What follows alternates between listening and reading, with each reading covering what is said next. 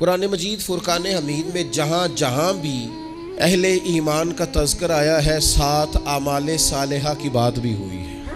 جہاں جہاں بھی اللہ تعالیٰ نے اہل ایمان کا ذکر کیا ہے، ان الذین آمنوا وعملوا الصالحات الا الذین آمنوا وعملوا الصالحات، جہاں بھی آپ کو ذکر ملے گا ساتھ صالح اعمال کا۔ لیکن یہ کیسے مومن ہے کہ دعوی ایمان بھی ہے اور الحمدللہ مومن بھی ہیں، لیکن جو ایمان کا لازمی نتیجہ ہے، جو ایمان کی ضروری ترین شاخیں ہیں اور ایمان کی جڑ اور درخت جس بنیاد پر حسین لگے گا وہ تو اعمال صالحہ ہے، اور سارا دن ان اعمال میں سے کوئی شے بھی نہ کی جائے۔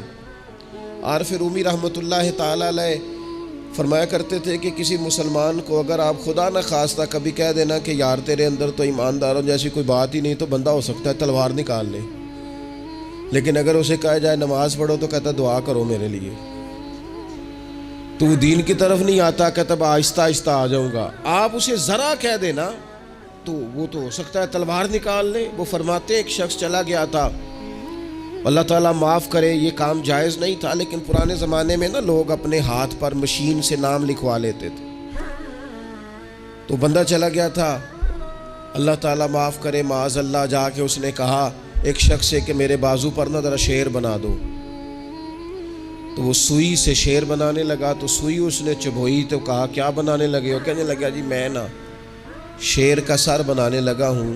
اسے اب درد ہو رہی تھی، کہنے لگا اس طرح کر، سر رہنے دے باقی سارا شیر بنا دے۔ اس نے دوبارہ سوئی چبھوئی تو کہا آپ کیا بنانے لگے ہو؟ کہنے لگا شیر کا پیٹ بنانے لگا ہوں۔ کہنے لگا چل پیٹ رہنے دے باقی سارا شیر بنا دے۔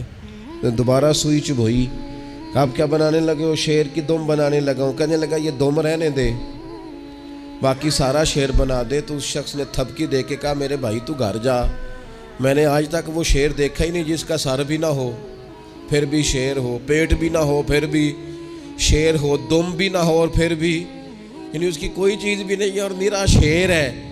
عارف رومی کہنے لگے یہ کیسا مسلمان ہے، نماز دعا کرو، سچ بولا کر دعا کرو، کسی کا خیال رکھا کر دعا کرو، تو اپنے دل میں اللہ کی مخلوق کے لیے نرمی پیدا کر دعا کرو۔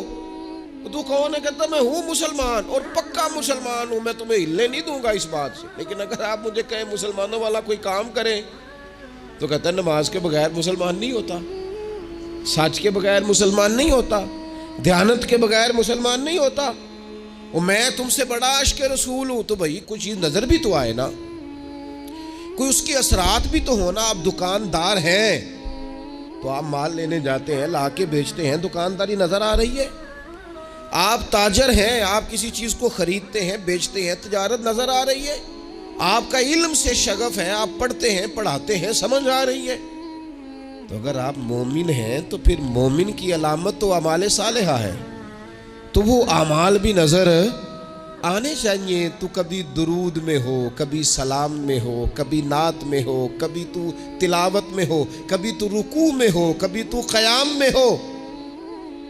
اگر تیرا دل اپنے بچوں کے لیے دھڑکتا ہے تو پھر تیرا دل غریبوں کے بچوں کے لیے کیوں نہیں دھڑکتا؟